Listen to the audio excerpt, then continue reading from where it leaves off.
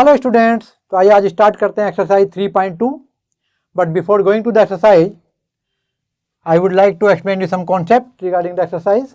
तो इस एक्सरसाइज में हम इक्वेशंस को सोल्व करेंगे। अब से पहले एक्सरसाइज में मैंने आपको बताया था कि how to form a linear equation. उसमें हमने लीनियर इक्वेशन को लिखना सीखा। जो हमें वर्ड में आपको डिस्क्राइब किया होता था क्वेश्चन, उसको हम लोग एल्जेब्रिकली रिप्रेजेंट करते थे, फिर को ग्राफिकली रिप्रेजेंट करते थे। यहाँ पर उसको सोल्व करना है, यानी वहाँ पर जो एक्स एंड वाई में आपकी इक्वेशन दी होती थी उसमें यहाँ एक्स एंड वाई की वैल्यू निकालनी है। तो आइए देखते हैं methods of solving a linear equation, बल्कि कहना चाहिए a pair of linear equation, a pair of linear equation in two variable. तो मैं आपको बताऊं, ये दो मेथड में हम डिवाइड करेंगे। पहले एक होगा आपका ग्राफिकल मेथड और दूसरा होगा आपका अलजेब्रिक मेथड। अब जो ग्राफिकल मेथड है ये आपका एक्सरसाइज 3.2 में यूज होगा, यानी अभी जो हम एक्सरसाइज करने जा रहे हैं वो ग्राफिकल मेथड पे यूज करेंगे। ठीक है, ग्राफिकल मेथड को यूज करके हम सॉल्यूशन का निकालेंगे। और जो अलजेब्रिक मेथड है ये फर्दर आपका 3 टाइप में डिवाइड हो जाता है, जो हम फर्दर एक्सरसाइजेस में पढ़ेंगे। मैं आपको इंट्रो देके छोड़ देता हूँ और फिर आगे एक्सरसाइज टू एक्सरसाइज में आपको बताते जाऊँगा। तो यहाँ पर आप देखेंगे सबसे पहले सब्स्टिट्यूशन मेथड, इधर से ही लाता हूँ लिख करके।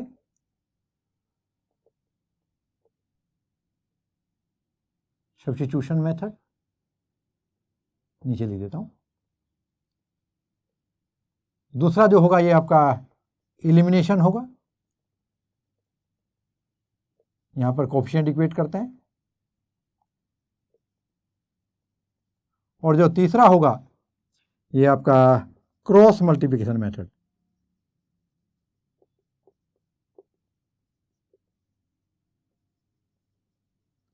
तो ये बुक ने क्या किया, एक एक एक्सरसाइज में एक एक मेथड आपको समझाया है। तो अभी जो मैं एक्सरसाइज आपको स्टार्ट करूंगा ये आपकी कौन सी चलेगी, 3.2। और 3.2 में सबसे पहले हम लोग लेंगे ग्राफिकल मेथड, और फिर हम नेक्स्ट आपका डिस्कस करेंगे सब्स्टिट्यूशन मेथड, फिर एलिमिनेशन मेथड और फिर क्रॉस मल्टीप्लिकेशन मेथड। तो अभी एक्सरसाइज 3.2 के लिए हम आपको एक्सप्लेन करेंगे सबसे पहले ग्राफिकल मेथड। जैसे कि हमने आपको बताया यहाँ पर पूरी exercise based on graphical method है। तो स्टार्ट करते हैं क्वेश्चन नंबर 1 से।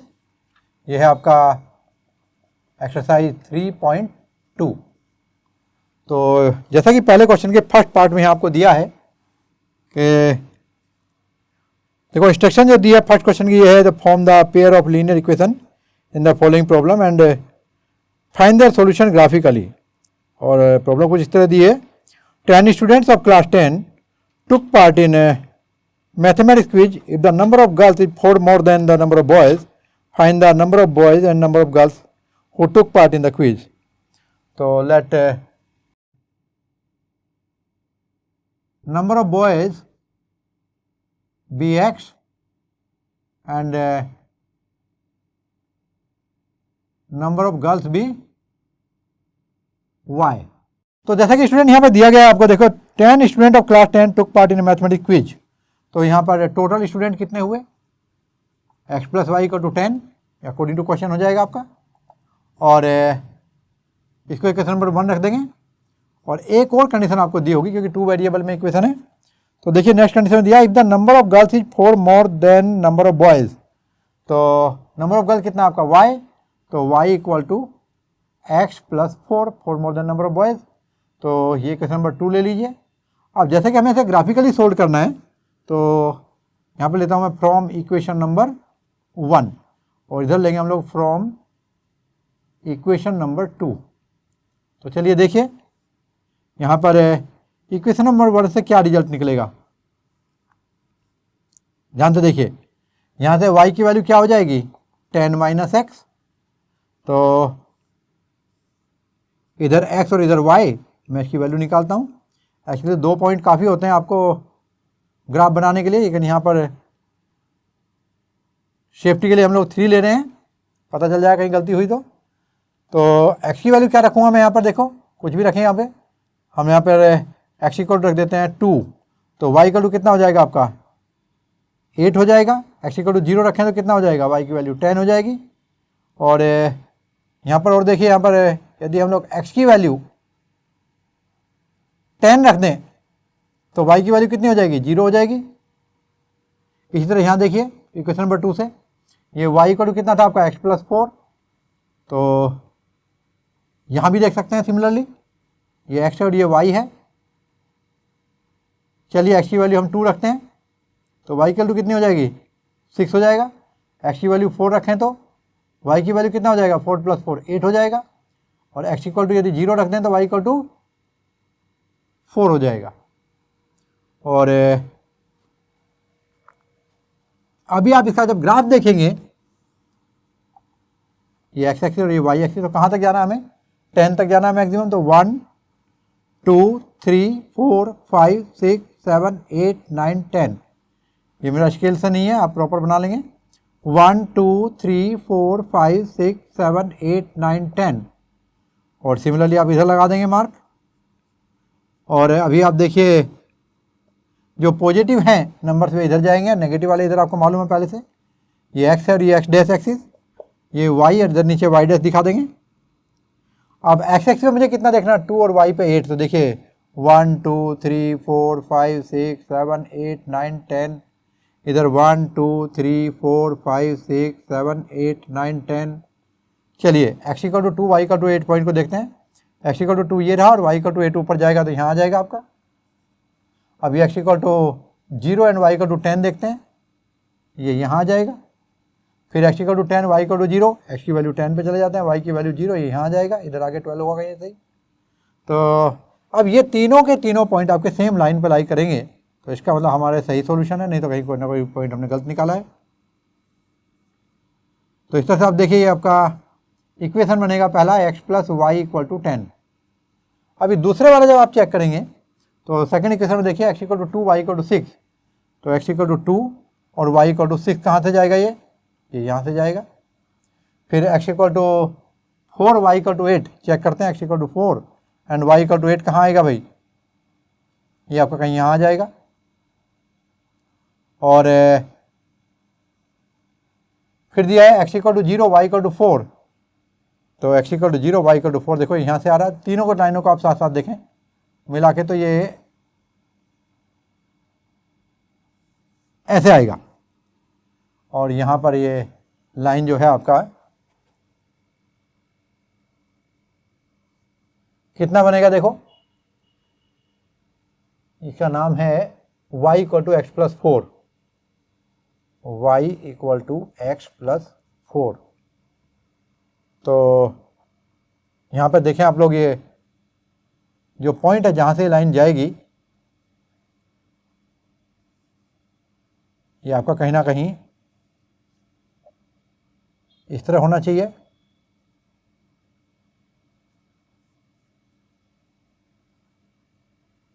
और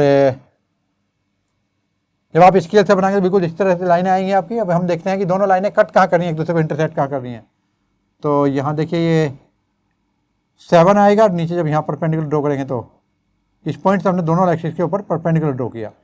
जब हमने एक्स एक्सिस पर परपेंडिकुलर ड्रॉ किया तो यहाँ 3 पे आएगा और वाई पर परपेंडिकुलर ड्रॉ करेंगे तो 7 पे आएगा। तो फ्रॉम ग्राफ हम लिख सकते हैं, from graph x equal to कितना हुआ 3 एंड वाई इक्वल टू कितना है 7।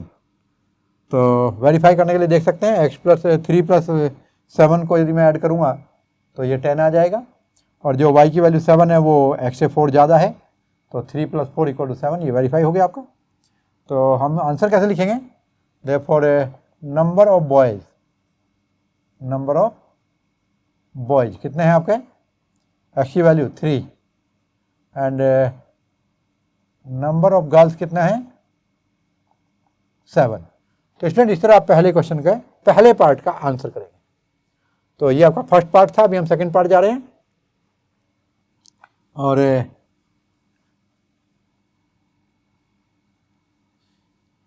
सेकंड पार्ट में आप देखेंगे यहाँ पर दिया गया है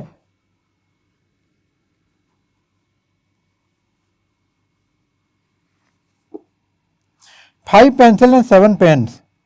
Second part. 5 pencil and 7 pen cost together 50 rupees, whereas 7 pencil and 5 pen cost together 46 rupees. Find the cost of one pencil and that of one pen. Let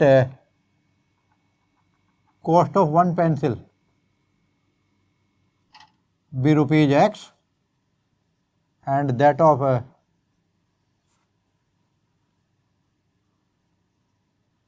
one pen be rupees Y. तो according to question देखेंगे यहाँ पर पहला case में क्या दिया है 5 pencil and 7 pen. तो केस 1 जो है आपका क्या बोलता है, ये बोलता है 5 पेंसिल। अब एक पेंसिल की कॉस्ट कितनी है रुपीज एक्स, तो 5 की कितनी हो जाएगी 5 टाइम ऑफ एक्स। तो 5 pencil and 7 pen cost together rupees 50 and जो सेकेंड इक्वेशन बनेगी क्या होगा केस 2 में, यहाँ पर आप देखेंगे इन्होंने दिया है 7 pencil and 5 pen cost together 46।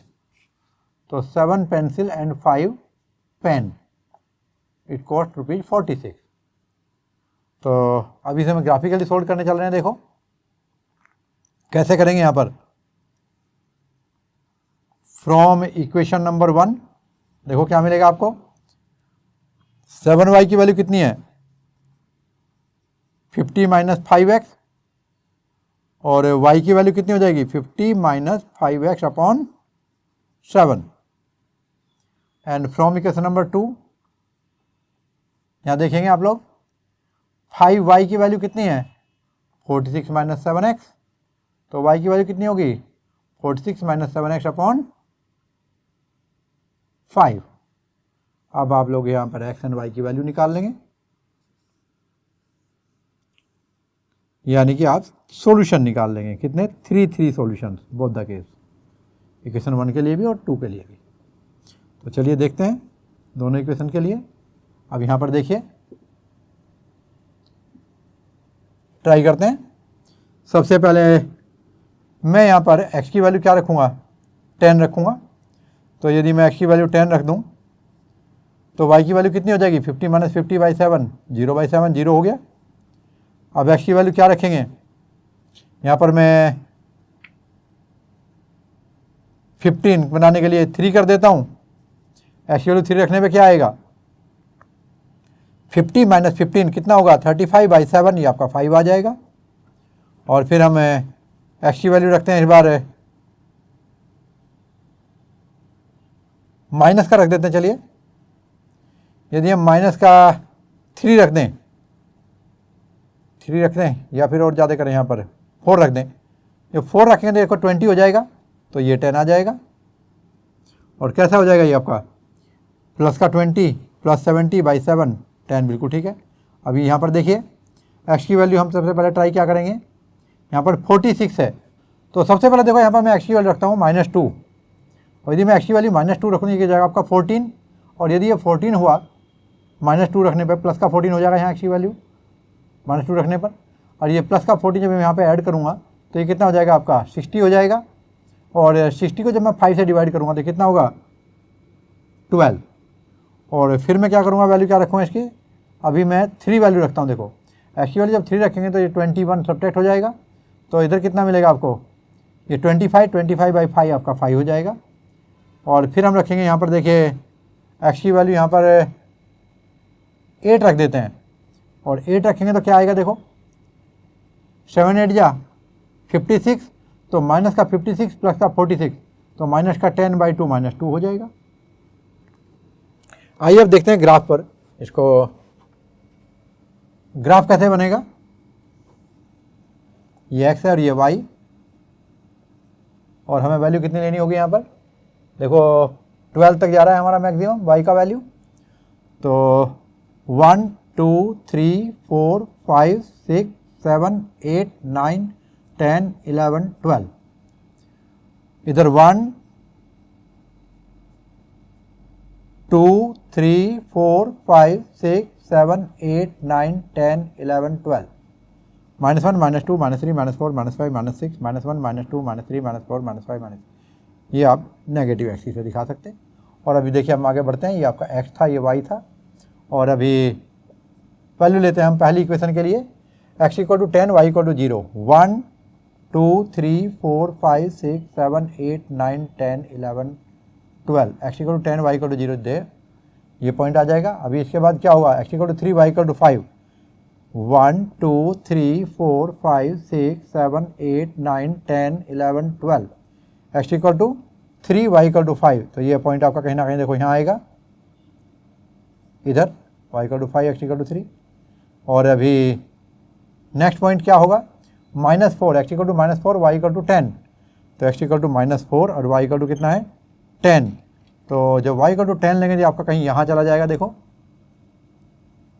ये -1 -2 -3 -4 -5 -1 -2 -3 -4, और ये जो -10 है +10 आपका y का वैल्यू है। अब इन तीनों को आप एक साथ मिलाएं, ये यहाँ कहीं 10 आएगा, यहाँ कहीं -4, बिल्कुल ठीक है। और जब आप इसको तीनों को मिला करके एक लाइन खींचेंगे तो ये कहीं यहाँ से लाइन जारी होगी आपकी, यानी तीनों एक लाइन पर हैं। और यहाँ पर आप देखेंगे, इसका नाम लिखेंगे हम लोग 5x, इधर लिख देता हूँ 5x + 7y = 50। ये आपकी पहली इक्वेशन है। और दूसरी इक्वेशन के लिए देखिए, x = -2 y = 12, x = -2 और y = 12। तो ये आपका यहाँ आएगा कहीं, देखो 12 यहाँ पर आएगा, x की वैल्यू -2 लेकर।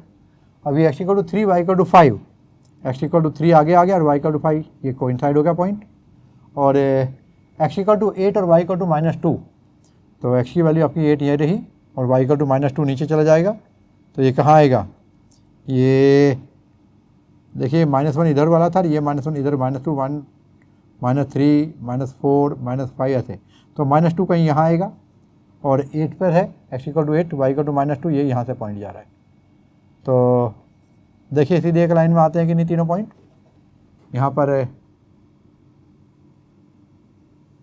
ऐसे ये लाइन चली जाएगी और इस लाइन का इक्वेशन लिखेंगे 7x + 5y। थोड़ा और आगे तक खींच देता हूँ इसको, तो यहाँ लिखेंगे 7x + 5y = 46। स्टूडेंट ये आपका सेकंड इक्वेशन हुआ। अब देखें दोनों इक्वेशन कहाँ इंटरसेक्ट कर रहे हैं, तो एक कॉमन पॉइंट ही आ गया, बल्कि हमारा नोन है already.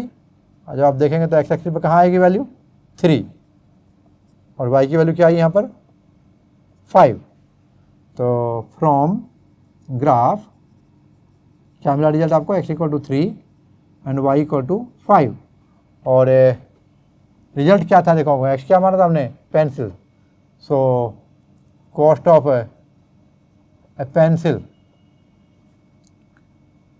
Is ₹3 and cost of a pen कितना हो जाएगा, ₹5। तो स्टूडेंट इस तरह आप अपना आंसर दे सकते हैं। अभी ये सेकंड पार्ट था क्वेश्चन नंबर 1 का, और अभी हम लोग सेकंड क्वेश्चन को जाएंगे।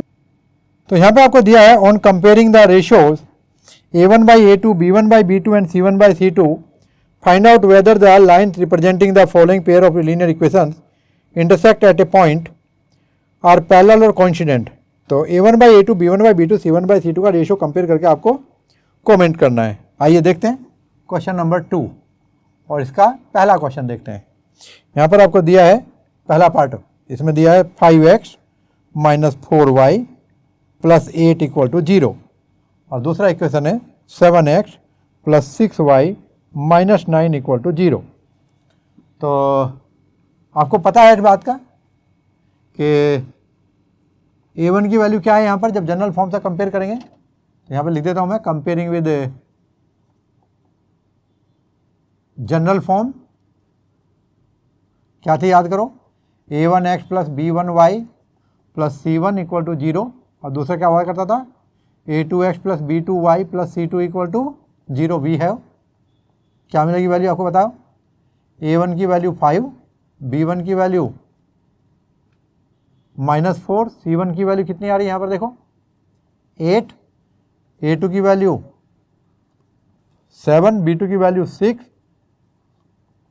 और C2 की वैल्यू -9। अब आप यहाँ से देखिए A1/A2 की वैल्यू कितनी आएगी, 5/7। A1/A2 की वैल्यू 5/7। B1/B2 की वैल्यू कितनी आई, -4/6। इसको छोड़ करके लिखेंगे कितना होगा, -2/3। और C1/C2 की वैल्यू -8/9। अब कंडीशन क्या होती थी आप याद करें। यहाँ पर मैं आपको फिर से एक बार बता दूं कि if A1/A2 equal to B1/B2 equal to C1/C2 होता था, क्या होता था, तो ये कोइंसिडेंट लाइन होती थी। और if A1/A2 equal to B1/B2 but not equal to C1/C2 होता था तो क्या होता था, याद करो, पैरेलल लाइन्स आती थी।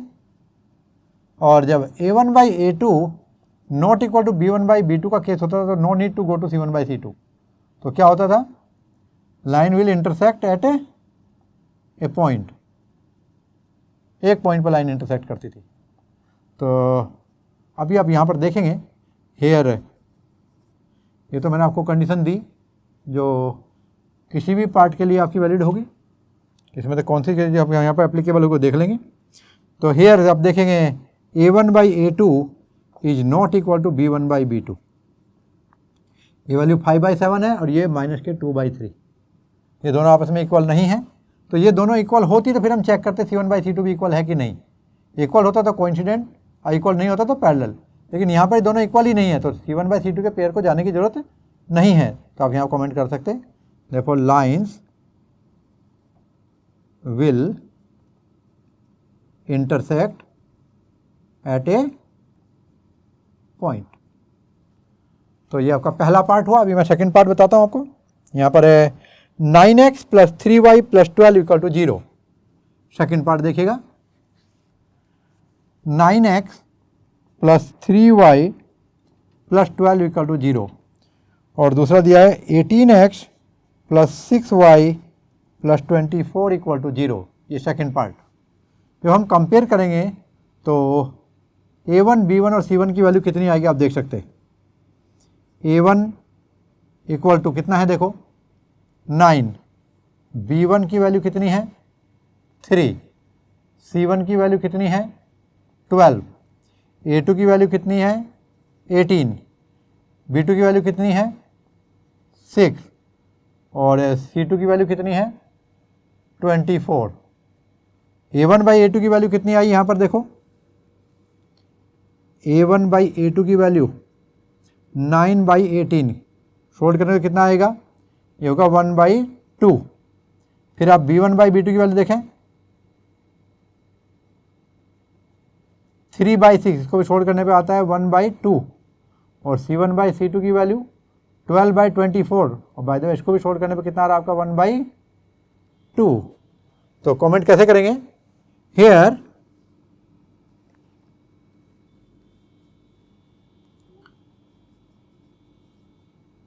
A1/A2 equal to B1/B2 equal to C1/C2 because each is equal to 1/2। Therefore condition क्या होगी, लाइनें आपकी कोइंसिडेंट होंगी। Therefore lines are coincident। तो ये आपका सेकंड पार्ट हुआ। यहां पर क्या होगा, एक लाइन दूसरी लाइन के ऊपर आएगी। जब हम ऐसे ड्रॉ करेंगे तो जो एक लाइन है वो दूसरी लाइन को ओवरलैप कर रही होगी, क्योंकि इससे पहले वाले केस में एक लाइन ऐसी थी, दूसरी लाइन कहीं दूसरी तरफ से जा रही थी, एक ही पॉइंट पे कट कर रही थी। ये डिफरेंस हुआ दोनों पार्ट में। थर्ड पार्ट देखिएगा, अभी यहाँ दिया है 6x - 3y + 10 = 0, 6x - 3y + 10 = 0 and 2x - y + 9 = 0। जब हम कंपेयर करेंगे जनरल फॉर्म से तो देखो यहाँ पे क्या आएगा, A1, A2, B1, B2, C1, C2 की वैल्यू चेक करते हैं। तो A1 की वैल्यू कितनी है 6, A2 की वैल्यू -3, B1 की वैल्यू -3 और C1 की वैल्यू 10। दूसरी लाइन के लिए देखिए A2 की वैल्यू 2, ये वैल्यू -1 और C की वैल्यू 9। आइए चेक करेंगे A1/A2, B1/B2 और C1/C2 का रेशियो चेक करते हैं। आइए यहाँ पर वैल्यू कितनी आ रही है 6/2, सोल्व करते हैं 3/1। इधर कितनी आई है -3/-1, माइनस माइनस कैंसल 3/1 और C1/C2 की वैल्यू 10/9।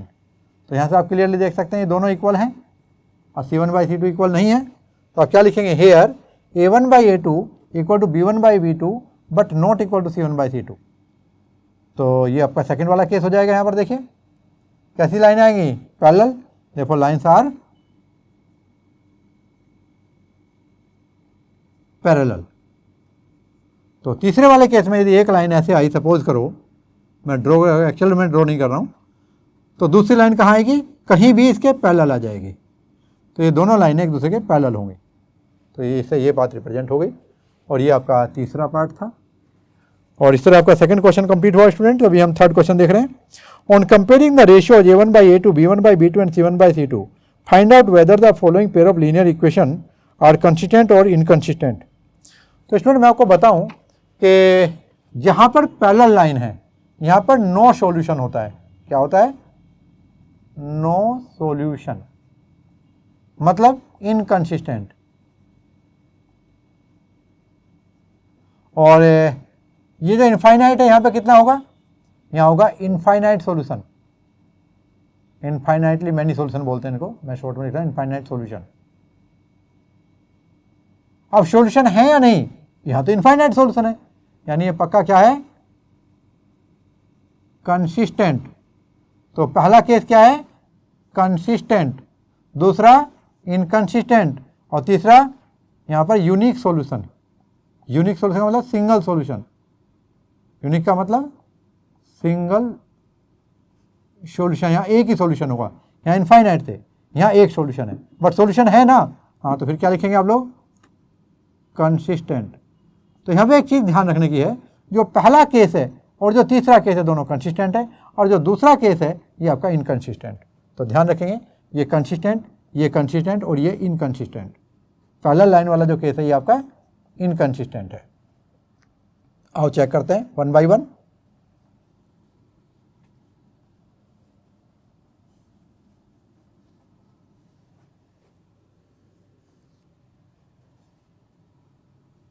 इन्हें मैं ऐसे ही लिखे रहने देता हूँ। और क्वेश्चन नंबर 3 के लिए पहले पार्ट का इक्वेशन लिखते हैं। यहाँ दिया है 3x + 2y, 3x + 2y = 5 और दूसरा इक्वेशन है 2x - 3y = 7।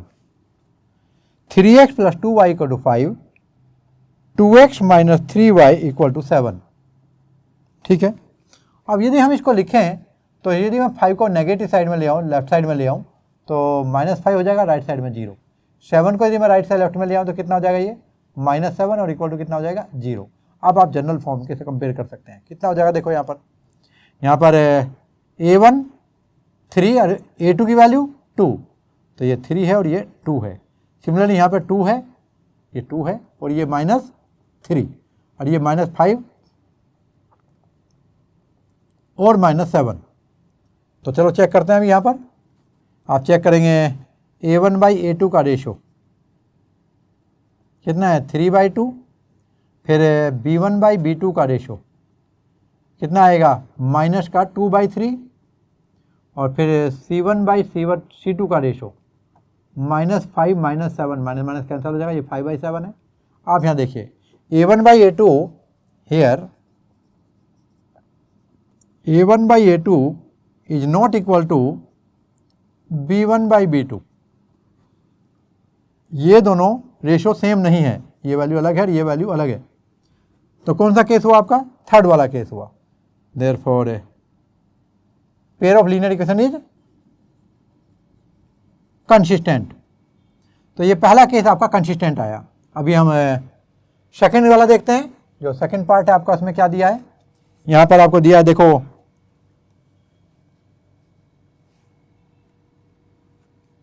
2x minus 3y equal to 8, 2x minus 3y equal to 8, और दूसरा है 4x minus 6y, 4x minus 6y equal to 9। इसको आप लिख सकते हैं 2x minus 3y minus 8 equal to 0, इसको लेफ्ट में ट्रांसफर कर दिया। इसको लिख सकते हैं आप लोग 4x minus 6y minus 9 equal to 0। Equation number 1 and 2 को जब आप कंपेयर करेंगे किसके साथ, जनरल फॉर्म के साथ, तो क्या होगा, ये वैल्यू आपकी चेंज हो जाएंगी। देखो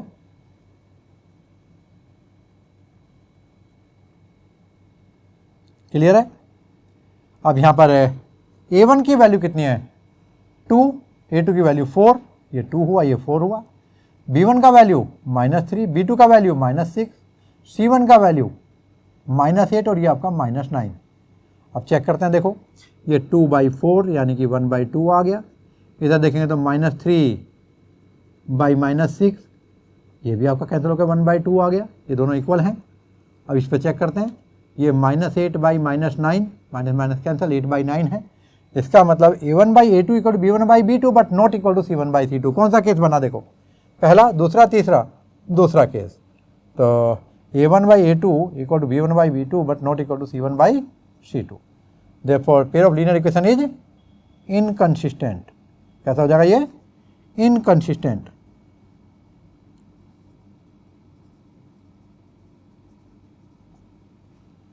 तो स्टूडेंट ये था आपका सेकंड पार्ट, और अभी हम लोग थर्ड पार्ट देखते हैं।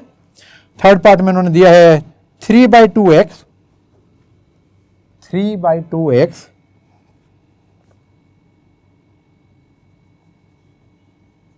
Plus 5/3y equal to 7।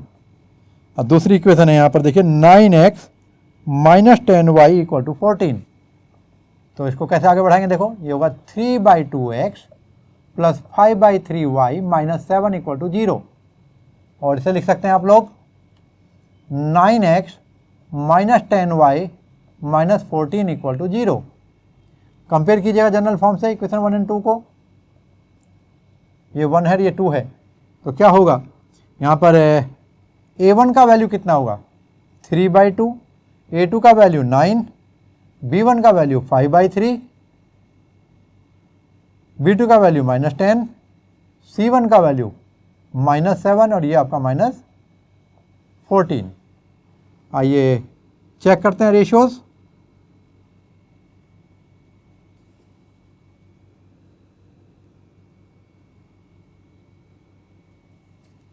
यहां पर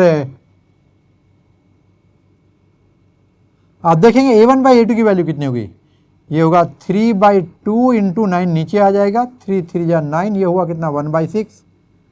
और जब इधर देखेंगे तो ये होगा आपका 5/3, नीचे माइनस का 10 हो जाएगा, और ये कितना होगा आपका 5 2 जा, यानी ये वैल्यू होगी आपकी माइनस के 1/6, और ये आपका -7 और -14 कैंसिल हो गया, आएगा 1/2। अब मैं ज़रा ये देख लूँ, ये माइनस दोनों में आ जाएगा या एक में, पहले वाला वैल्यू जो हमारी वो प्लस है और दूसरे वाली वैल्यू हमारी माइनस है, इसमें हम कुछ नहीं कर सकते।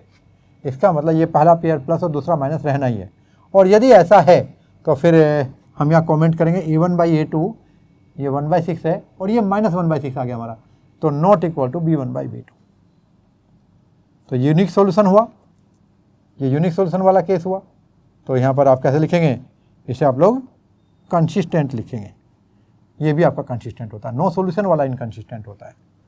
तो आइए अभी इसका फोर्थ पार्ट देखेंगे, ये आपका थर्ड पार्ट था स्टूडेंट, और जो फोर्थ पार्ट है यहाँ दिया 5x minus 3y equal to 11, 5x minus 3y equal to 11, और दूसरा है -10x plus 6y equal to -22, -10x plus 6y equal to -22। बिल्कुल ठीक है, इम्प्लाइज, इसे आगे बढ़ाता हूँ मैं, ये 5x minus 3y equal to 11 हो जाएगा इक्वेशन नंबर 1, और यहाँ पर आपका माइनस के 10x plus 6y equal to -22 equation number 2 हो जाएगा। अब आप देखेंगे यहाँ पर ये आपका फोर्थ पार्ट है, इन वैल्यू को मैं चेंज कर देता हूँ।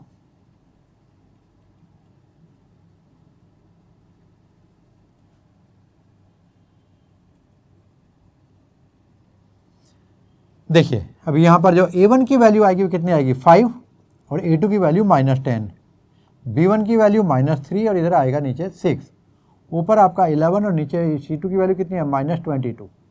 अब आप A1 बाई A2 की वैल्यू देखिएगा 5 बाई -10 दैट विल बी 1/2 और वो भी कैसा माइनस का। इधर चेक करेंगे माइनस का 3/6 यानी ये भी -1/2 हो गया, कैंसिल हो जाएगा, ये भी आपका कैंसिल हो जाएगा। और इधर देखेंगे तो 11/22 माइनस का है नीचे, देखो ये भी कैंसिल होकर -1/2 ही आएगा। तो यहाँ पर क्या मिला रिजल्ट आपको A1 by A2 equal to B1 by B2 equal to C1 by C2 because each is equal to -1/2। और ये केस आपका कौन सा बने जब तीनों इक्वल हैं, ये पहला केस है, इसमें क्या होता है कंसिस्टेंट। तो इसका मतलब हमारा सिस्टम कंसिस्टेंट है, यानी ये नो सोल्यूशन वाला केस नहीं है, हम इसके सोल्यूशन निकाल सकते हैं। कितने होंगे इनफाइनाइट सोल्यूशन। अभी हम लोग फोर्थ केस कर दीजिए, आपका फिफ्थ केस है। और फिफ्थ केस में देखिए इक्वेशन दिया है आपको एक और, ये है 4/3 x plus 2y equal to 8 और दूसरा है आपका 2x plus 3y equal to 12। चलिए इसको सोल्व करते हैं सिस्टम को, ये इसको थोड़ा जनरल फॉर्म में ला के लिखते हैं। 4/3x plus 2y minus 8 equal to 0 कर लेंगे इसको, और ये 2x plus 3y minus 12 equal to 0 कर लेंगे। ये इक्वेशन आपका कितना हुआ 1 और ये 2।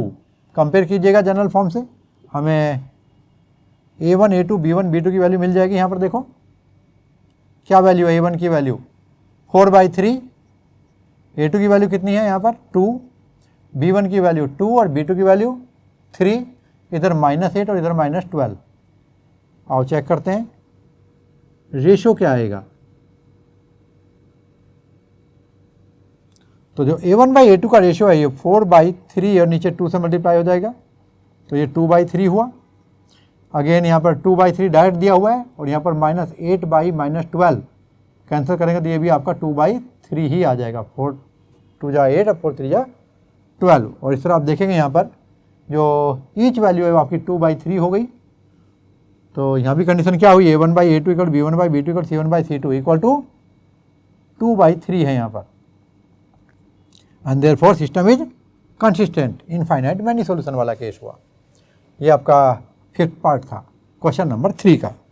और चलिए अभी प्रोसीड करते हैं क्वेश्चन नंबर 4 के लिए। यहाँ दिया है find the following pair of linear equation, find which of the following pair of linear equation are consistent और इनकंसिस्टेंट। तो हमें यहाँ भी यही चीज़ बतानी है। And obtain the solution graphically, condition दिया है if consistent then obtain the solution graphically. यदि कंसिस्टेंट है तो आपको ग्राफिकली उसका सॉल्यूशन ऑब्टेन करना है। आइए क्वेश्चन नंबर 4 देखते हैं।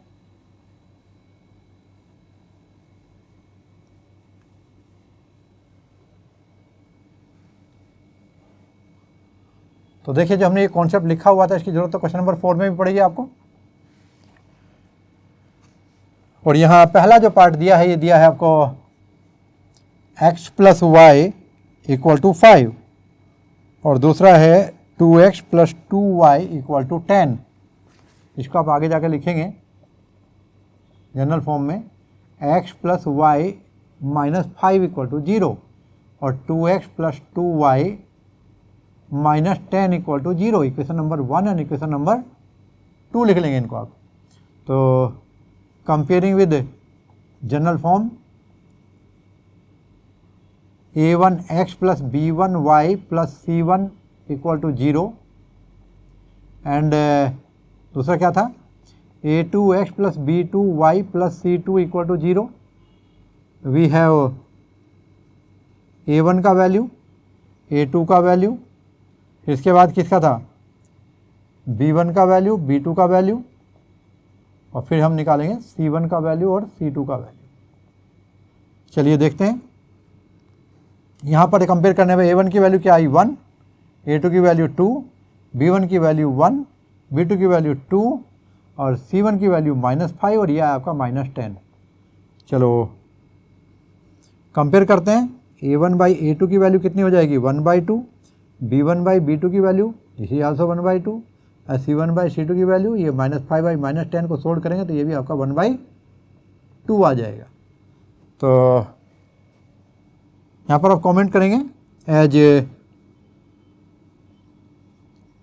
a1/a2 equal to b1/b2 equal to c1/c2, therefore कितना है यहाँ पे कंडीशन इक्वल टू 1/2 आ गया ये, तो पहला केस आ गया।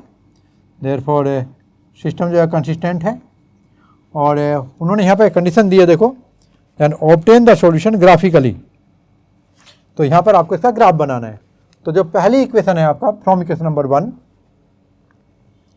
फ्रॉम इक्वेशन नंबर 1 यहाँ पर आपको मिलेगा x + y = 5। तो y का वैल्यू कितना हो जाएगा, y को लिखेंगे हम लोग 5 - x। चलिए यहाँ पर x एंड y की वैल्यू रख देंगे।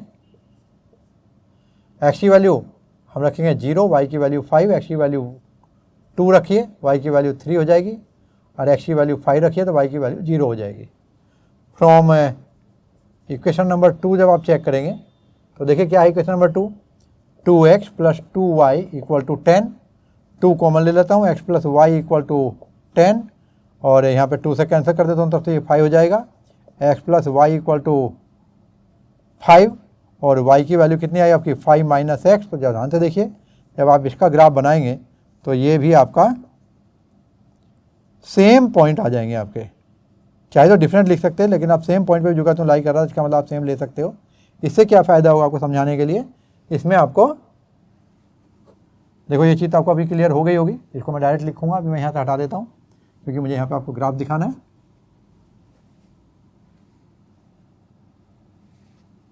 तो ये आपका x एक्सिस और ये y एक्सिस, देखो यहाँ पर मैं दिखाता हूँ।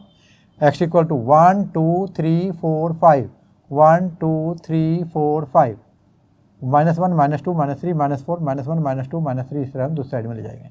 आइए ओरिजिन से स्टार्ट करते हैं।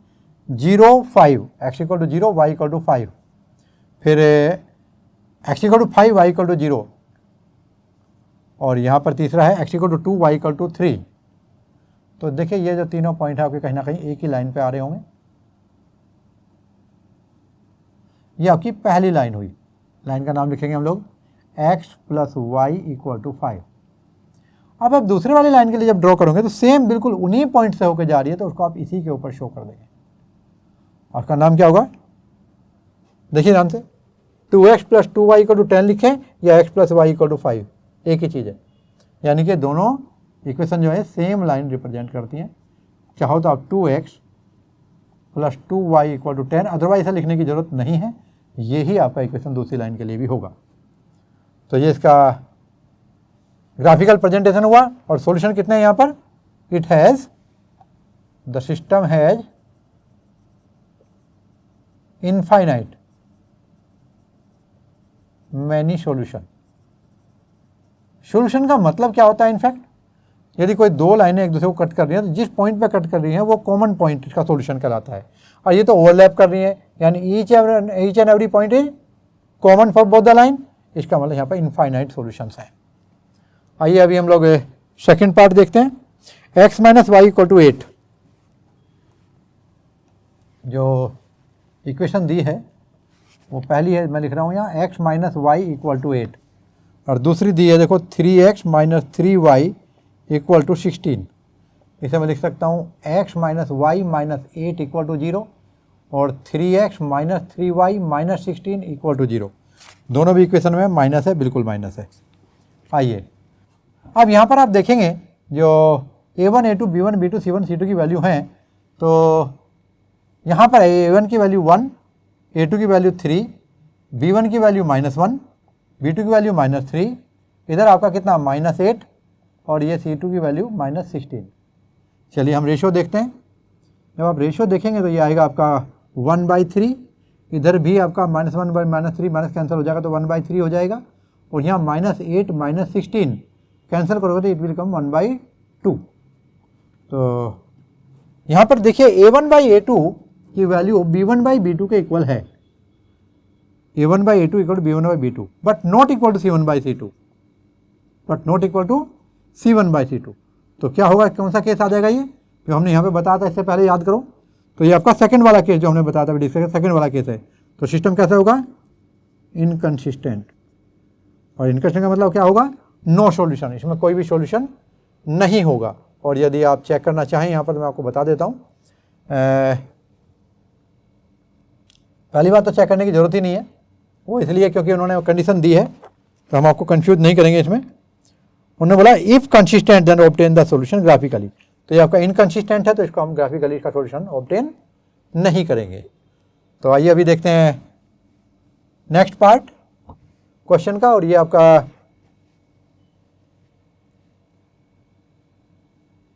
थर्ड पार्ट देखेंगे अभी हम लोग। यहां पर जो आपको सिस्टम दिया है,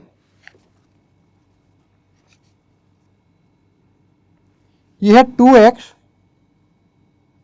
plus y minus 6 equal to 0। इस बार इन्होंने मेहरबानी कर दी, ऑलरेडी हमें जनरल फॉर्म में दे दिया। और ये 4x minus 2y minus 4 equal to 0। तो डायरेक्ट कंपेयर कर सकते, देखिए ये वैल्यू कितनी कितनी हो जाएंगी, इनको सबको मैं हटा देता हूं ताकि कंफ्यूजन ना हो।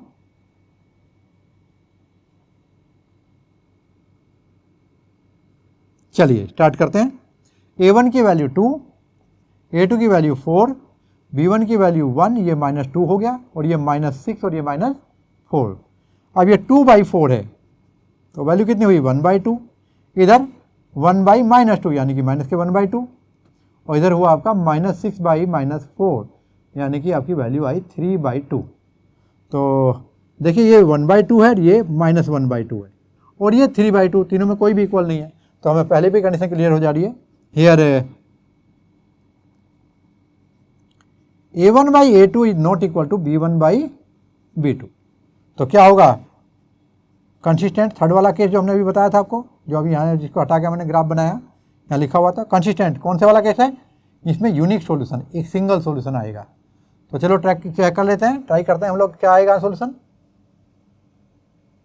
From equation number 1। क्या है पहली इक्वेशन, देखो 2x plus y minus 6 equal to 0। मैं y की वैल्यू निकाल रहा हूँ, ये होगा 6 माइनस 2x। तो x एंड y, अब यहाँ पे x की वैल्यू रखेंगे 0, तो y की वैल्यू आएगी 6, x की वैल्यू रख दीजिए 2, y की वैल्यू आएगी 2, x की वैल्यू रख देंगे हम लोग 3, तो y की वैल्यू हो जाएगी 0। अभी फ्रॉम इक्वेशन नंबर 2, ये आपका 4x minus 2y minus 4 equal to 0। तो हम क्या करेंगे, y को राइट साइड ले जाते हैं, तो ये 2y हो जाएगा, और दूसरा रह जाएगा 4x माइनस 4। सारे को मैं 2 से डिवाइड कर दूँ तो मुझे वैल्यू मिलेगी y equal to 2x minus 2। और जब यहाँ पर मैं चेक करूँगा वैल्यू के लिए सॉल्यूशन के, तो x की वैल्यू आप 0 रख दीजिए, y की वैल्यू माइनस 2 हो जाएगी। फिर x की वैल्यू हम 1 रख देंगे, तो y की वैल्यू 0 हो जाएगी, और फिर x की वैल्यू हम 2 रख देंगे, तो y की वैल्यू भी 2 हो जाएगी। आइए कहाँ तक वैल्यू हमारी 1 2 3 6 तक हो जाएगा, यानी हमारा सेम ग्राफ काम आ जाएगा। देखो ये लो, ये x और ये y, और यहाँ पर देखिए 1 2 3 4 5 6, यहाँ 1 2 3 4 5 6 ऊपर चला जाएगा। आइए फर्स्ट इक्वेशन के लिए देखते हैं, x की वैल्यू 0, y इक्वल टू 6। तो ये वाला पॉइंट कहीं यहाँ है, देखो 6 वाला, ध्यान से देखेंगे ये वाला पॉइंट, और फिर x इक्वल टू 3 पे y इक्वल टू 0 है, ये यहाँ पर है। और जो तीसरा पॉइंट है, x equal to 2 y equal to 2 है, यानी ये पॉइंट आपका कहीं यहाँ पर है। जब आप लाइन खींचेंगे, इन तीनों पॉइंट से होके जाएगी। अब इसके बाद दूसरे देखिए, ये x की value 0, y equal to minus 2, x equal to 0 और y इक्वल टू माइनस 2 यहाँ आ जाएगा, ये -1 -2 -3। फिर x equal to 1, y equal to 0, x equal to 1 पे y इक्वल टू 0 है। और तीसरा पॉइंट 2,2, ये 2,2 ये सेम पॉइंट आ गया, यानी इन तीनों पॉइंट से होकर के ये लाइन जाएगी। तो पहली लाइन क्या थी हमारी, देखिए 2x plus y minus 6 is the corresponding equation of first line. और दूसरा का इक्वेशन क्या लिखेंगे हम यहाँ पर, ये होगा 4x minus 2y minus 4 equal to 0। और दोनों लाइन जहाँ इंटरसेक्ट कर रही हैं, देखिए उस पॉइंट को एक्स एक्सिस पे कोऑर्डिनेट मैं परपेंडिकुलर डाल रहा हूँ, तो ये एक्स की वैल्यू 2 आ गई और वाई पे भी आप 2 पे आया तो वाई की वैल्यू 2।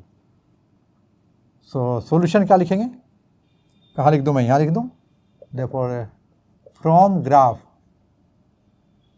सॉल्यूशन क्या होगा, x equal to 2 and y equal to 2। तो this is your solution for the given system of equation. आइए अब फोर्थ पार्ट देख लेते हैं इसका। ये है 2x minus 2y minus 2 equal to 0। 2x minus 2y, इनको नंबर चेंज करते रहना चाहिए था अच्छे से। चलिए जैसे उनकी मर्जी। 2x minus 2y minus 2 equal to 0। 4x minus 4y minus 5 equal to 0। Compare कीजिएगा जनरल फॉर्म से, क्या आएगा वैल्यू, a1 की वैल्यू, b1 की वैल्यू, a2 की वैल्यू, b2 की वैल्यू, c1 की वैल्यू, c2 की वैल्यू चेक करेंगे। यस, a1 का वैल्यू चेक करो कितना आया 2, a2 का 4, ये -2, ये -4, ये -2 और ये -5। तो यहाँ पर आप देखेंगे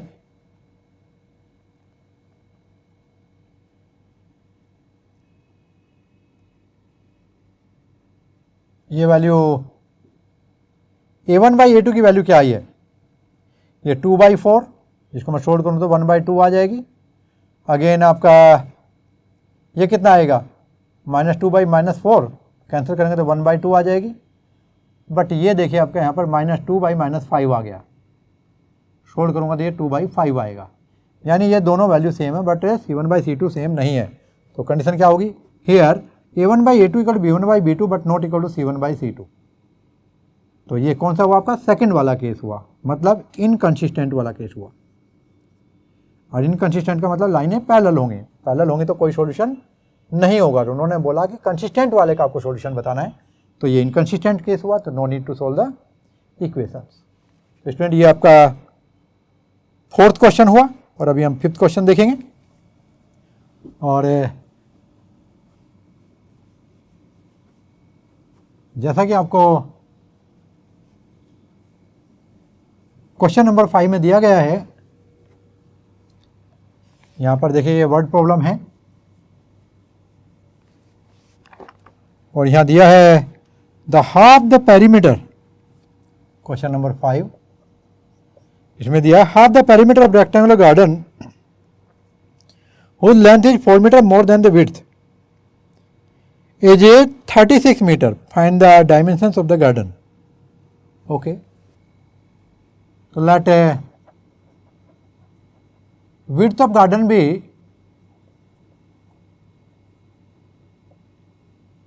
x meter and length of garden be y meter. According to question, जो पेरीमीटर है उसका half is equal to 36 metre. तो जो पेरीमीटर है ये मीटर में होगा, यहाँ भी मीटर में, इसलिए मैं मीटर लिख नहीं रहा। एम्प्लाइज हाफ ऑफ पेरीमीटर कितना होता है, twice of length plus width, यानी x प्लस वाई, ये आपको पता होगा। तो यहाँ से रिजल्ट मिलेगा, देखो 2 से 2 कैंसिल कर दो, x plus y equal to 36, equation number 1। और जो सेकंड केस है उसमें आपको एक चीज़ और दी है उन्होंने, जो लेंथ है वो 4 मीटर मोर देन विड्थ है। तो लेंथ कितनी ली आपने, y, तो y equal to 4 metre more than width, यानी कि आपकी कितनी हुई है वैल्यू, x प्लस 4, तो x को मैं उधर y को उधर ले जाता हूँ, तो x minus y plus 4 equal to 0, या मैं लिख सकता हूँ x minus y equal to कितना हो जाएगा, -4। इक्वेशन नंबर 2 ले लेता हूँ इसको।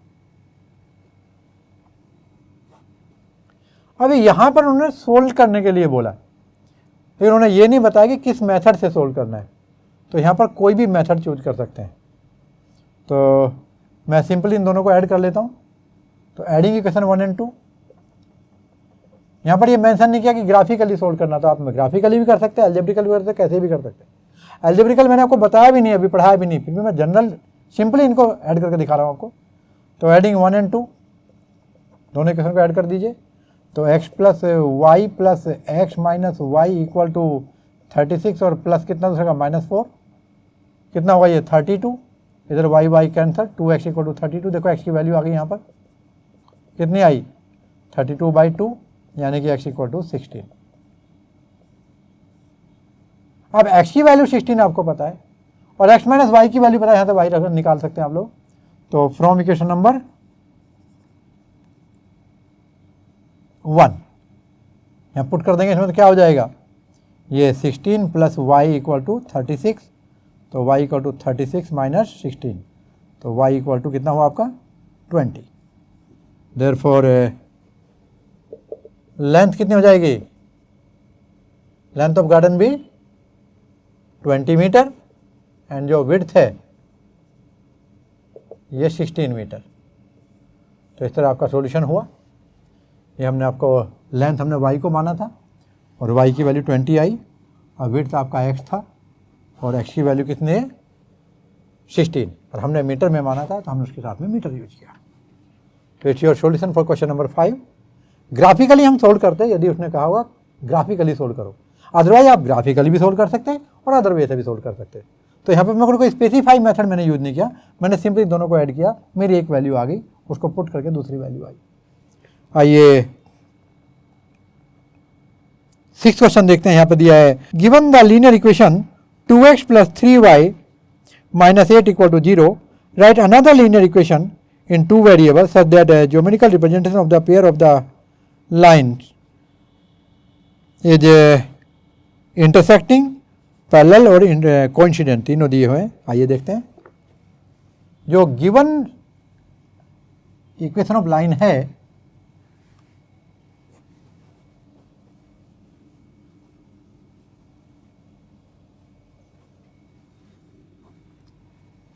क्वेश्चन नंबर 6 और यहाँ आप देखेंगे इन्होंने दिया है 2x plus 3y minus 8 equal to 0, ठीक है। और ये मैं जनरल फॉर्म लिखूँ तो a1x plus b1y plus c1 equal to 0 आपको दिया हुआ है। यदि मैं इससे कंपेयर करूँ तो देखेंगे हेयर a1 की वैल्यू कितनी है 2, b1 की वैल्यू 3 और c1 की वैल्यू -8। अब उन्होंने पूछा है कि एक और इक्वेशन लिखिए इसके पेयर में जो इंटरसेक्टिंग लाइन देता हो। तो ये पहला इक्वेशन था आपका, मैं दूसरा इक्वेशन लिखता हूँ। Condition for intersecting line a1 by a2 equal to b1 upon b2 नहीं होना चाहिए। तो a1 by a2 should not equal to b1 by b2। c1 by c2 को चेक करने की जरूरत नहीं, उसमें कुछ भी वैल्यू हो सकती है, इक्वल हो तो भी चलेगा किसी भी एक के, या नहीं भी चलेगा, नहीं हो तो भी चलेगा, बट ये दोनों आपस में इक्वल नहीं होने चाहिए रेशो। तो क्या ले सकते हैं, अब देखो यहाँ पर ये दोनों वैल्यू सेम नहीं आनी चाहिए, यानी यदि मैं इसकी वैल्यू 2 रख दूँ तो इसकी वैल्यू 3 नहीं होनी चाहिए, अदरवाइज रेशो 1:1 सेम आ जाएगा। या फिर इसकी वैल्यू मैंने 4 रखी a2 की वैल्यू, तो यहाँ पर b2 की वैल्यू 6 नहीं होनी चाहिए, क्योंकि ये 1/2 और ये भी 1/2 हो जाएगा। तो मैं एक को 4 रहने देता हूँ और एक को 6 की जगह 7 कर देता हूँ। और यहाँ पर आपकी चॉइस है, कुछ भी रख सकते हो, मैं इसको 10 कर देता हूँ। तो क्या होगा, सो one of such equation will B, मैंने ऐसा क्यों लिखा, क्योंकि यहाँ पर बहुत सारे, यहाँ पे 1000 बच्चे 1000 अलग अलग सॉल्यूशन दे सकते। तो हम क्या लिखेंगे 4x plus 7y plus 10 equal to 0। अब आप देखिए a1 बाई a2 का रेशो 2:4 1/2 हो गया। अब b1 बाई b2 3:7, ये 1/2 नहीं हुआ, इसका मतलब ये क्या होगा, इंटरसेक्टिंग लाइन्स होंगी और ये यूनिक सॉल्यूशन होगा। तो ये हमारा आंसर हो सकता है। तो कोई ज़रूरी नहीं है आपका 2 स्टूडेंट का आंसर सेम आए। यहाँ पर यदि क्लास में 40 स्टूडेंट है, 40 का डिफरेंट आंसर हो सकता है, पर उन सभी में एक चीज़ कॉमन होगी कि a1 by a2 b1 by b2 के इक्वल नहीं होगा। आइए हम इसका सेकंड पार्ट देखते हैं। जो सेकंड पार्ट में उन्होंने पूछा, यहाँ पर देखिए ये दिया है पैरेलल लाइंस। तो कंडीशन फॉर पैरेलल लाइन क्या होगी? कंडीशन फॉर पैरेलल लाइंस क्या था, याद करो, ये था A1 by A2 should equal to B1 by B2 but not equal to C1 by C2। तो यहाँ लिखेंगे, so one of such equation will be, जो सेकंड इक्वेशन है उसके लिए मेरा ये कमेंट है, पहले तो आपको दी हुई है, तो यहाँ पे मैंने बताया दूसरी इक्वेशन ये होनी चाहिए, और यहाँ भी मैं दूसरी इक्वेशन ही ढूंढ रहा हूँ। तो ध्यान रहे, यहाँ पर क्या है आपका 2, तो इसके साथ में मैं कोई फिक्स्ड रेशो कर देता हूँ, इसका डबल करके लिखो फॉर एग्जांपल, तो ये 4x हो जाएगा, प्लस इसका डबल करके लिख दो तो ये 6y हो जाएगा। और तीसरे में डबल नहीं होना चाहिए, ये 1/2 ये 1/2 हुआ तो ये 1/2 नहीं होना चाहिए, या ये 1/3 ये 1/3 तो ये 1/3 नहीं होना चाहिए। 1/3 के लिए क्या करते हैं, डबल की जगह ट्रिपल ले लेते, क्या हो जाता, 2 की जगह पे हम 6 ले लेते और यहाँ 3 के साथ 9 कर देते, यानी कि इन दोनों का रेशो 1:3 1:3 इसके साथ हो जाएगा। लेकिन जो तीसरा है क्या है आपका -8, वो आपका 1:3 नहीं होना चाहिए, तो उसको मैं -16 कर देता हूँ, ये 1:2 हो गया, तो ये कंडीशन सेटिस्फाई हो गई, इक्वल टू 0। ये सेकंड इक्वेशन हो गई। ध्यान रहे स्टूडेंट टू स्टूडेंट वेरी कर सकती है, जैसे कि मैंने बोला एक स्टूडेंट यहाँ पर 2 और यहाँ पर क्या ले सकता था, 6 ले सकता था, और यहाँ पर इसकी जगह पर 8 की जगह 8 ही रख देता, तो क्या प्रॉब्लम थी, ये 1:2 1:2 ये 1:1 हो जाता, तब भी हमारा A1 by A2 B1 by B2 के इक्वल होता, बट C1 बाई C2 के इक्वल नहीं होता। तो इस तरह अलग अलग स्टूडेंट के अलग अलग आंसर हो सकते हैं, इससे आप लोग कंफ्यूज नहीं होने गए। थर्ड पार्ट देखिएगा, यहाँ पर उन्होंने पूछा है कोइंसिडेंट लाइन के लिए, तो कंडीशन फॉर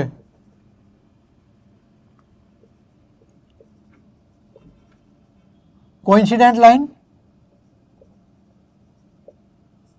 उसके लिए क्या है भाई, A1 by A2 should equal to B1 by B2 should equal to C1 by C2, ये तीनों इक्वल होने चाहिए रेशो।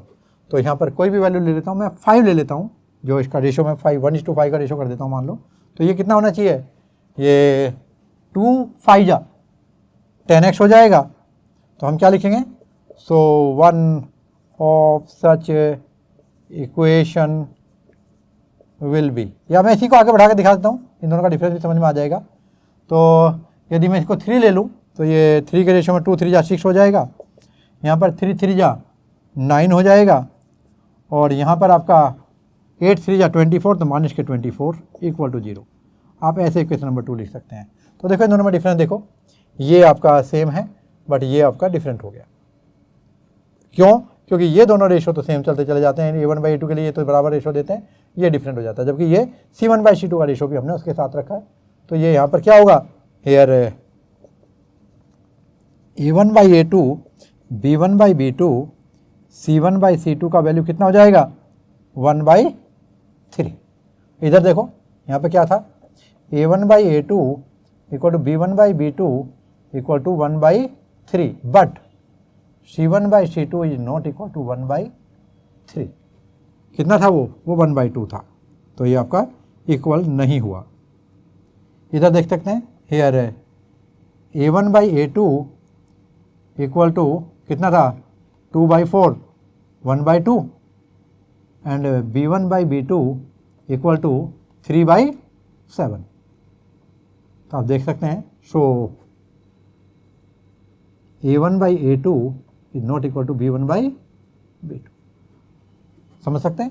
तो ये इंटरसेक्टिंग के लिए कंडीशन हो गई, ये आपके पैरेलल लाइंस के लिए हो गई, और ये आपकी कोइंसिडेंट लाइन के लिए।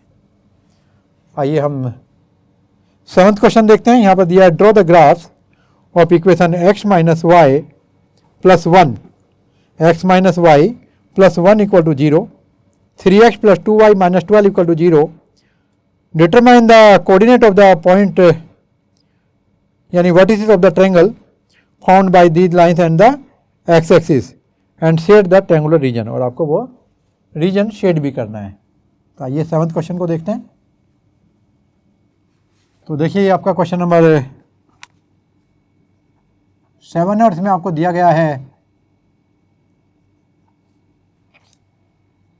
एक इक्वेशन दिया है x minus y plus 1 equal to 0, और जो दूसरा दिया हुआ है इधर से देता हूँ, x minus y plus 1 equal to 0, और जो दूसरा दिया है यहाँ लिखता हूँ 3x plus 2y minus 12 equal to 0। तो देखिए ये इक्वेशन नंबर 1 है और ये इक्वेशन नंबर 2। यहाँ से मैं लूँगा y की वैल्यू जो कि x + 1 हो जाएगी। इसको मैं सोल्व करूँ तो ये हो जाएगा आपका, देखो 2y = 12 - 3x।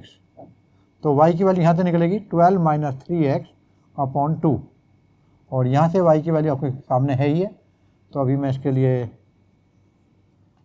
ग्राफ ड्रॉ करने के लिए सॉल्यूशन निकाल लेते हैं। आपको मालूम हम 3 सॉल्यूशन निकालते हैं दोनों केस में। ये x और ये y, यहाँ भी देख लेंगे, ये x है ये y है। और आइए वैल्यू चेक करते हैं। यहाँ पर x की वैल्यू क्या रखें, 0 रख दें तो y की वैल्यू 1, x की वैल्यू 1 रखें तो y की वैल्यू 2 हो जाएगी, और x की वैल्यू यदि -1 रख दें तो y की वैल्यू 0 हो जाएगी।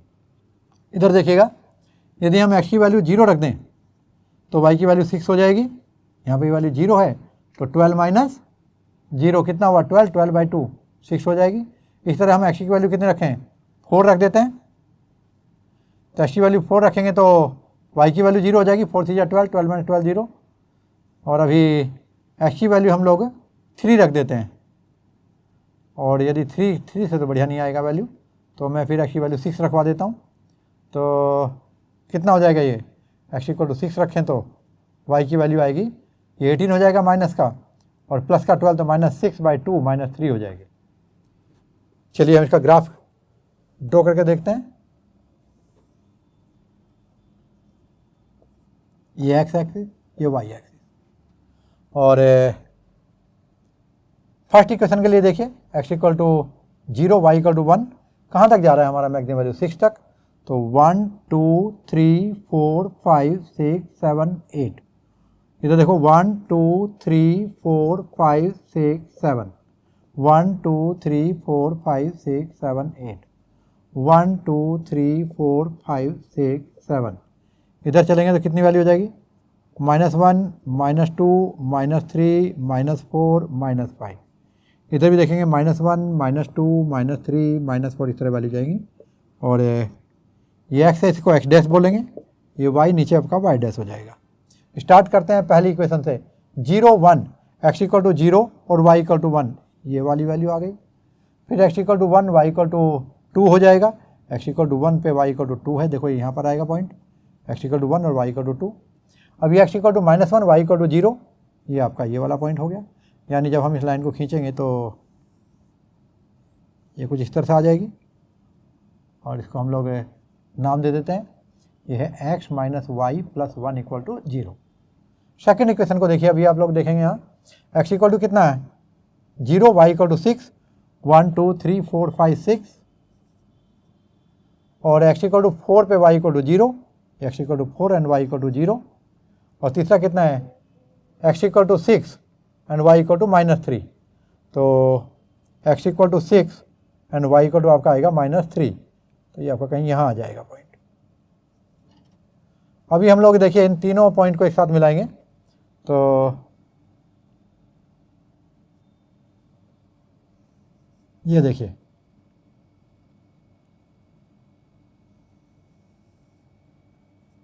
इस तरह से आपकी लाइन जाएगी। इसका नाम लिख देते हैं हम लोग 3x +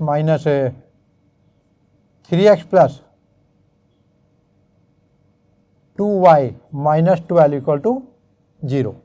तो देखिए अभी यहाँ का इसका एक कोऑर्डिनेट तो होगा कितना, ये वाला कोऑर्डिनेट का नाम दे दूँ मैं, इसका नाम a दे देता हूँ, इसका नाम b दे देता हूँ, और इस कोऑर्डिनेट का नाम c दे देता हूँ। तो जो a पॉइंट के कोऑर्डिनेट होंगे ये कितना होगा, -1, 0, x की वैल्यू -1, पहले -x की लिखते हैं वैल्यू, और y की वैल्यू 0। और जो b है यहाँ पर देखिए ये 3 और इधर ये 2 आ गया, तो ये आपका पहले x की वैल्यू लिखेंगे फिर y की वैल्यू। और तीसरा जो पॉइंट है ये c, इसको क्या लेंगे हम लोग, इसके कोऑर्डिनेट में लिखूँ तो c में नीचे लिख देता हूँ पॉइंट, या इधर लिख देता हूँ, ये ब्रैकेट नहीं है भाई, c है, और यहाँ पर 4, 0। तो एक -1, 0 है, एक 4, 0 है, और तीसरा आपका 2, 3। और उन्होंने बोला इसको शेड करो, तो देखो मैं इसको शेड कर देता हूँ।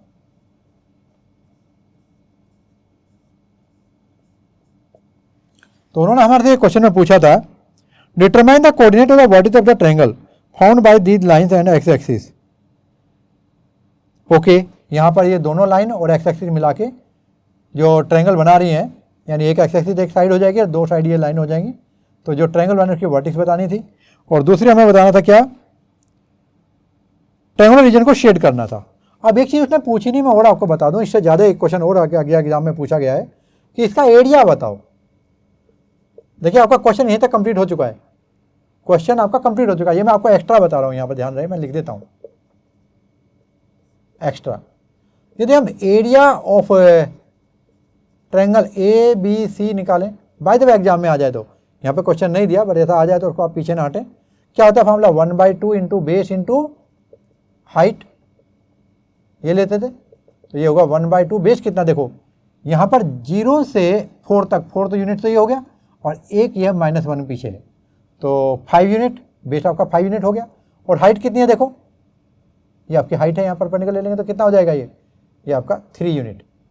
तो कितना हुआ, ये होगा आपका 15/2 स्क्वायर यूनिट, या लिख सकते हैं 7.5 स्क्वायर यूनिट। तो इस तरह से आप लोग इसका एरिया का भी आंसर दे सकते हैं यदि बाय द वे एग्जाम में आया तो, अदरवाइज कोई ज़रूरी नहीं है। यदि क्वेश्चन में नहीं पूछा गया तो आप अपनी तरफ से कुछ भी चीज़ एक्स्ट्रा ना बताएं। तो इसमें इस तरह आपका ये एक्सरसाइज 3.2 कंप्लीट होता है। उम्मीद करता हूँ आपको सभी क्वेश्चन बहुत अच्छे से समझ में आए होंगे। अभी आप इनको अच्छे से प्रैक्टिस कीजिएगा। Take care.